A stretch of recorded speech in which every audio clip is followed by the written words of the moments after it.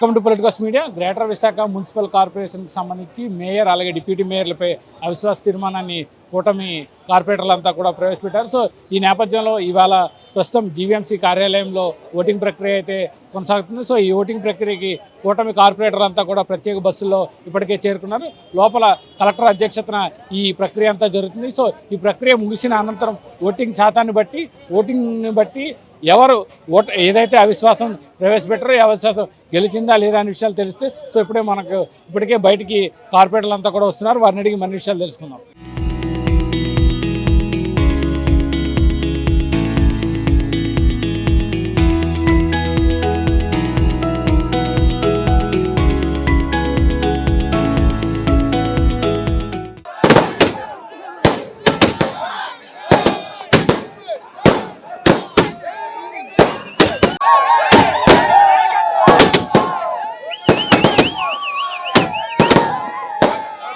So మనతో ప్రస్తుతం Telugu Desam party రాష్ట్ర అధ్యక్షుడు పల్లా శ్రీనివాసరావు గారు ఉన్నారు. ఆయన అడిగి మన విషయాలు తెలుస్తారు. సార్ చెప్పండి, ఎలా జరిగింది అవిశ్వాస తీర్మానం ప్రక్రియ? ఇది ప్రజలు ఎవరైతే కార్పొరేటర్స్ మార్పు కోరుకుంటున్నారో వాళ్ళందరితోనే మేము వెళ్ళామని చెప్పి తెలియజేస్తున్నాండి. ఎవరిని కూడా బలవంతం పెట్టలేదు, ప్రలోభ పెట్టలేదని చెప్పి సందర్భంగా చేస్తాం. అందుకే మేము జస్ట్ మ్యాజిక్ ఫిగర్ వచ్చిన వెంటనే మేము తీసుకెళ్ళామని చెప్పి తెలియజేస్తున్నాం. సార్ అంటే కార్పొరేటర్లు అందరూ కూడా తీవ్ర అసంతృప్తితో ఉన్నారు. ఎందుకంటే గడిచిన 5 ఏళ్ళలో వారి ప్రాంతాల అభివృద్ధి జరగలేదు, ముఖ్యంగా తమ వార్డుల అభివృద్ధి జరగలేదని అవిశ్వాసంకి వచ్చారు.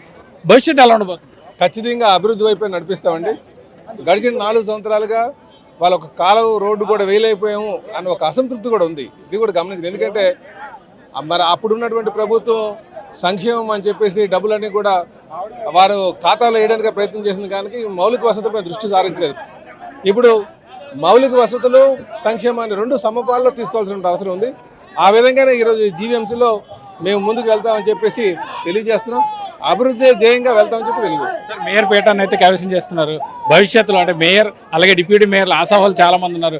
ఎలా ఉండబోతుంది సార్ భవిష్యత్తు? అంటే ఇవి సమీకరణలు ఉంటాయండి, కుల సమీకరణలు, ఇవన్నీ చూసుకుని దృష్టిలో పెడతాం. సార్ ఈ కూటమి విజయంపై మీరేమో? ఇది ప్రజా విజయం అండి. అవినీతికి అరాచకానికి వ్యతిరేకంగా పెట్టిన అవిశ్వాస తీర్మానం ఇది. అందరూ స్వచ్ఛందంగా వచ్చి చాలా మనస్ఫూర్తిగా అవిశ్వాస తీర్మానం పెట్టమని కార్పొరేటర్లు కోరితే పెట్టిన అవిశ్వాస తీర్మానం. మీరు ఇక్కడ గమనించాలి, 74 అవసరం అయితే 74 మంది వచ్చారు అంటే మేమేమి ఇన్ఫ్లుయెన్స్ చేయకుండా, ఏరాఫేరీలు చేయకుండా ప్రజాబలాన్ని, ప్రజలు అవినీతిని మొన్న జనరల్ ఎలక్షన్లో ఎలా వ్యతిరేకించారో అలాగే వ్యతిరేకిస్తారు అన్న నమ్మకంతో పెట్టిన విశ్వాసం. అది నెగ్గినందుకు మనస్ఫూర్తిగా కార్పొరేటర్లకి, వాళ్ళని బలపరిచిన వాళ్ళకి ధన్యవాదాలు తెలియజేస్తా ఉన్నాం. అలాగే రాష్ట్ర నాయకత్వాన్ని నమ్మి గెలిపించినందుకు చంద్రబాబు నాయుడు గారికి కానీ, పవన్ కళ్యాణ్ గారికి కానీ, నరేంద్ర మోడీ గారికి కానీ ధన్యవాదాలు తెలియజేస్తాం. మీరు ఇచ్చిన మంచి పాలనకే ఈ తీర్పు వారికే అంకితం. గతంలో కూడా కార్పొరేటర్లు అందరూ కూడా తీవ్ర అసంతృప్తి వ్యక్తం చేశారు. తమ ప్రాంతాల అభివృద్ధికి ఆటంకం జరిగిందని. సో ముక్తకంఠంతో అందరూ కూటమి కార్పొరేటర్లు అందరూ కూడా మేయర్ పీఠాన్ని కైవసం చేసుకున్నారు. భవిష్యత్తు ఎలా ఉండబోతుంది? భవిష్యత్ అంతా డెవలప్మెంట్ అండి. ఏదైతే ప్రజలు ఈ కార్పొరేటర్లు మా మీద పెట్టుకున్న నమ్మకం ఉందో దాని 100కి 100% 1% కూడా డివేట్ అవ్వకుండా ఈ నగరపాలక సంస్థ అభివృద్ధి, గతంలో జరిగిన అవినీతిని వెలికి తీయటం, ప్రజాధనం ఎక్కడైనా దుర్వినియోగం అయితే రికవరీ చేయటం, ప్రభుత్వ ఆస్తులు ఎక్కడైనా ఇబ్బందిగా వాళ్ళు లాక్కున్నట్టయితే దాన్ని రికవరీ చేయటం, ప్రజారంజక పరిపాలన రాబోయే సంవత్సరం మీరు చూడబోతారు. కూటమి పీఠం అయితే కైవసం చేసుకున్నారు. మేయర్ పీఠం అదే మేయర్ అభ్యర్థి, డిప్యూటీ మేయర్లపై ఏంటి సార్ అందరికీ ఊహాగానాలు ఉన్నాయి? అది మనం నిర్ణయించేది కాదు. చంద్రబాబు నాయుడు గారు, పవన్ కళ్యాణ్ గారు కూర్చుని అక్కడి నుంచి సీల్ కవర్తో అభ్యర్థి వస్తారు, ఇక్కడ అమలు చేస్తారు. సో కూటమి అభ్యర్థి మేయర్ పీఠాన్ని కైవసం చేసుకోవడంపై ప్రస్తుతం మనతో ఎమ్మెల్యే విష్ణుకుమార్ రాజు గారు ఉన్నారు. ఆయన అడిగి మరిన్ని విషయాలు సార్ కూటమి విజయం సాగింది, మేయర్ పీఠం కైవసం చేసుకుంది. సో మీ అభిప్రాయం? ఇది మంచి శుభపరిణామము. ఇది విశాఖ ప్రజలకి కూడా మంచిది. విశాఖ జీవీఎంసీ కార్పొరేషన్ పరిధిలో ఉన్న ప్రతి ఒక్కరికి మంచిది. ఎందుకంటే డెవలప్మెంట్ అన్ని చోట్ల కూడా సజావుగా సాగుతుంది. అట్లాగే ఇదివరకైతే కొన్ని వార్డులకే అత్యధికమైన నిధులు ఇచ్చి మిగిలిన వార్డులకి ఇవ్వక అటువంటి రకరకాల ఇష్యూస్ ఉండేవి. ఇక ఫ్యూచర్లో అటువంటిది ఏమీ లేకుండా అందరికీ కూడా సమన్యాయం వచ్చేటట్టు చేస్తారు. అంటే ఇప్పటికే కార్పొరేటర్లు అందరూ కూడా తీవ్ర అసంతృప్తి ఉన్నారు. మా వార్డులో అభివృద్ధి చెందలేదు, మా వార్డు భవిష్యత్తు ఎలా ఉండబోతుంది? డెఫినెట్గా భవిష్యత్తు చాలా బాగుంటుంది. ఎందుకంటే పార్షియాలిటీ అనేది ఉండకూడదు. ఇదివరకు జరిగిన విషయం అందరికీ తెలుసు. ఇప్పుడు అది లేకుండా డెవలప్మెంట్ వైపే ఇప్పుడు కూటమి ప్రభుత్వంలో ఉన్న మేయర్ గారు కూడా చేస్తారు. అంటే మొట్టమొదటిసారిగా అవిశ్వాస తీర్మానం పెట్టారు. సో ఆ ప్రక్రియ అంతా ఎలా జరిగింది?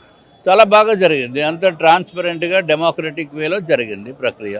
This is good for the people of Vizag. ప్రక్రియ అంతా ఎలా జరిగింది? మీరు ప్రక్రియ అంతా అనుకున్నట్టుగా జరిగింది. ఏదైతే రూల్ ప్రకారంగా కలెక్టర్ గారు నోటీస్ ఇచ్చారో ఆ నోటీస్ ప్రకారం ఈరోజు కంప్లీట్ 74 మంది కూడా అటెండ్ అవ్వడం, కూటమి విజయం సాధించడం జరిగింది. మేము నాలుగు సంవత్సరాల క్రితం చెప్పాను, డెఫినెట్గా రేపు మేము అధికారంలోకి వస్తే మేము దించుతాను. ఈరోజు అభివృద్ధికి కానీ దేనికి నోచుకోలేదని చెప్పే వాలంటీర్గా వచ్చారు. మేము మ్యాజిక్ ఫిగర్తోనే బయటికి వెళ్ళాం ఇక్కడి నుంచి. వాళ్ళలాగా 20 మంది 30 మంది వెళ్ళలేదు. 74 మంది మా కంట్రోల్లోకి వచ్చిన తర్వాతే మేము గెలుస్తానన్న నమ్మకం మాకు కుదిరినాకే మేము ఇక్కడి నుంచి బయటకు వెళ్ళడం జరిగింది. ఈరోజు అదే, అందుకే ఓడిపోతున్నాను ఉద్దేశంతో ఈరోజు రాలేదు. అవిశ్వాసం తీర్మానానికి రావాల్సిన ప్రతిపక్షం అది ఏదైతే వైఎస్ఆర్ పార్టీ ఉందో ఎవరు కూడా రాలేదంటే దానికి నిదర్శనం మేము విజయం సాధించాం. డెఫినెట్గా రేపు ఏదైతే విశాఖ ప్రజలు కార్పొరేట్ 98 కూడా లైట్ కూడా వేసుకోలేకపోయిన గోల్ పెట్టరా అవన్నీ కూడా ఇప్పుడు మా అధ్యక్షులు కూడా చెప్పారు. ఆ అభివృద్ధి 8 నెలల్లో చూపిస్తాను. ఆల్రెడీ పార్టీ గెలిచిన వెంటనే అభివృద్ధి ప్రతి వార్డులో జరుగుతుంది. రేపు ఈ 8 నెలల్లో కూడా ఇంకా అభివృద్ధికి విశాఖ ప్రజలు ఆశించేటట్టుగా జరుగుతుందని మేము తెలియజేస్తాం. ఈ వాటిలో కూడా అభివృద్ధి చేయలేదనే ముఖ్య ఉద్దేశంతోనే అవిశ్వాసం ప్రవేశపెట్టారు. జరిగిందని ఒకటి కాదు 2000 కోట్లు మీరు సిఎన్సీ చర్చ చూశారు, దోచుకొని టీడీఆర్లో ఇచ్చేశారు. అలాగే ఒకటి కాదు 2 కాదు, ఈరోజు విశాఖపట్నంలో టీడీఆర్ అంటే ఏ అధికారం వచ్చినా సంతకం పెట్టినందుకు జడుస్తున్నారు. వాళ్ళు అనుకున్నదే తడుగా ఎవరిదో ఎప్పుడో 100 సంవత్సరాల క్రితం పోయిన స్థలాన్ని కూడా టీడీఆర్లు దోచుకున్నారు. అది ఇష్టపడికే వైసీపీ కార్పొరేటర్స్ మన అభివృద్ధి మనం వైజాగ్ ఆస్తుల్ని దారాదత్తం చేసేస్తున్నారు. ఎవడు పడితాడు వచ్చి ఇక్కడ విజయసాయి రెడ్డి అంటే సుబ్బారెడ్డి అని, నారారెడ్డి అని, ఈ రెడ్డి అని వచ్చి ఎవడో శ్రీనివాస్ రెడ్డి అని, నాగేందర్ రెడ్డి అని కాంట్రాక్టర్ కోట్లు దెబ్బారు వర్కలు చేయకుండా. ఇది ఆ కార్పొరేట్లు అందరి మనసుల్లోనే ఉంది. మేము ఒక లైట్ అయితే వెళ్ళిపోయాం కానీ వీళ్ళు కోట్లు దోచుకుంటున్నారా అనే ఉద్దేశంతో వ్యతిరేకత జరిగింది. దాన్ని విజయం మరి ఈరోజు నాంది పలికింది. ఇప్పుడు ఈ కార్పొరేటర్గా మీరు పెట్టిన అవిశ్వాస తీర్మానం ఇప్పుడు నెగ్గింది. సో మీ అభిప్రాయం ఏంటి?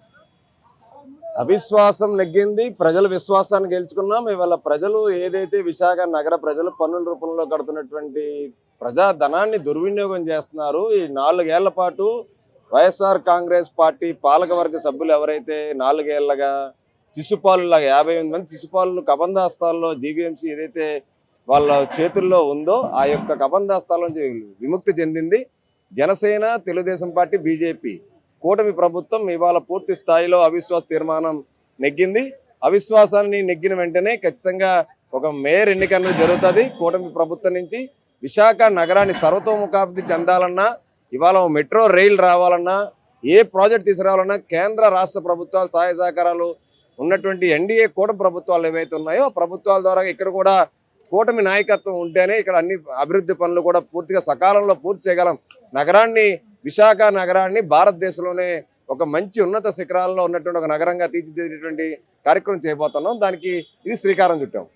ఏదైతే అవిశ్వాస తీర్మానం పెట్టడానికి ప్రధాన కారణం అవినీతితో పాటు అభివృద్ధి పనులు, ఏదైతే కార్పొరేటర్లు తమ ప్రాంతాల్లో అభివృద్ధి పనులు జరగట్లేదనే ముఖ్య ఉద్దేశంతో మీరు అవిశ్వాస తీర్మానం ప్రవేశపెట్టారు. సో భవిష్యత్తు ఎలా ఉండబోతుంది అనుకుంటున్నారు? అవిశ్వాసం అన్నది ఆ నలుగురు అభివృద్ధి చెందారు. 4 షాడో మేయర్లు అభివృద్ధి చెందారు. వైసీపీలో ఉన్నటువంటి 4 షాడో మేయర్లు వాళ్ళ వార్డులు అభివృద్ధి చెందాయి. మిగతా తక్కువ ఉన్నటువంటి 94 వార్డులు కూడా ఇవాళ అభివృద్ధికి నోచుకోలేదు, అట్టడుగున ఉన్నాయి.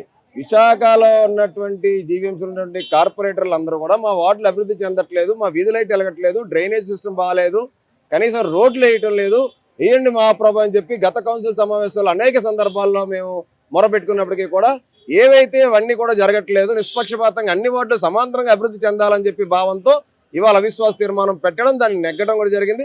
రేపు రానున్నటువంటి రోజుల్లో ఖచ్చితంగా మరొక 11 నెలల పాటు ఈ యొక్క కౌన్సిల్ సమావేశాలు జరిగితే మా అందరికీ కార్పొరేట్లుగా మా యొక్క సమయం ఏదైతే ఉందో దాంట్లో ఖచ్చితంగా కేంద్ర రాష్ట్ర ప్రభుత్వాల నుంచి వచ్చే నిధులు విశాఖ నగర అన్ని వార్డులు అభివృద్ధి సమాంతరంగా చెందే విధంగా మేము చర్యలు చేపడతాం. ఎలా జరిగింది ప్రక్రియ అంతా కూడా? ప్రక్రియ అంతా ప్రశాంతంగా ఒక ప్రశాంతమైన వాతావరణంలో 74 మంది కోరం సభ్యులు ఉంటే 74 మంది కోరం సభ్యులు అవిశ్వాసం తీర్మానానికి అనుకూలంగా ఓటు వేయడం జరిగింది. ఖచ్చితంగా ఇవాళ జరిగిన విజయం విశాఖ ప్రజల విజయం ఇది. ఇదైతే ఈ కూటమి ప్రవేశపెట్టిన అవిశ్వాస తీర్మానం అయితే ప్రస్తుతం నెగ్గింది. సో ఇందులో కూటమి విజయంగా వీరంతా చెప్పుకుంటున్నారు. ఇప్పుడు రాబోతున్న రోజులన్నీ కూడా అభివృద్ధి జరగాల్సిన రోజులని, ఎందుకంటే ఏదైతే తాము అవిశ్వాస తీర్మానం పెట్టామో ముఖ్యంగా ఎక్కువ అవినీతి, అలాగే 4 షాడో మేయర్లుగా వ్యవహరించినటువంటి కార్పొరేటర్లే వారి వార్డులో మాత్రమే అభివృద్ధి జరిగిందని, మిగతా వారి వార్డుల్లో కూడా ఎటువంటి అభివృద్ధి జరగకపోవడంతోనే తామంతా కూడా ఈ మేయర్పై అలాగే డిప్యూటీ మేయర్లపై అవిశ్వాసం ప్రవేశపెట్టామని, నేడు ఆ అవిశ్వాస తీర్మానాన్ని తాము గెలిచామని, త్వరలో కూటమి పార్టీకి చెందిన అభ్యర్థి మేయర్గా రాబోతున్నట్లు వీరంతా చెప్తున్నారు. ఇది ఇక్కడ తాజా పరిస్థితి. కెమెరామెన్ ముఖేష్తో కిరణ్, పొలిటికోస్, విశాఖ జీవీఎంసీ కార్యాలయం వద్ద నుంచి. Please subscribe to the channel and download the Politicos app from the links in the description.